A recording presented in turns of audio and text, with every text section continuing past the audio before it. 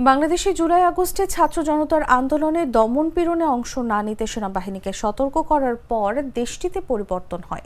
জাতিসংঘের মানবাধিকার বিষয়ক হাইকমিশনার ভলকার তুর্ক বিবিসিকে হার্ড টক অনুষ্ঠানে কথা বলেছেন। আন্দোলনে আওয়ামী লীগের শাসনের পতনের পেছনে আন্তর্জাতিক চাপ থাকা না থাকার প্রশ্নে নানা আলোচনা হয়েছে। তবে এই প্রথম খোদ ভলকার তুর্কের কাছ থেকে বক্তব্য এলো যে জাতিসংঘ সতর্ক করেছিল সেনাবাহিনী দমন-পীড়নে যোগ দিলে তাদের শান্তি রক্ষা মিশনে অংশগ্রহণ বন্ধ হয়ে যেতে পারে।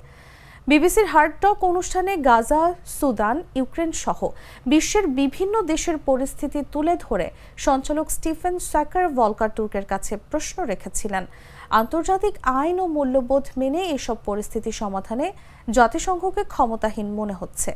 এর জবাবে বাংলাদেশের প্রসঙ্গ আনেন তুর্ক।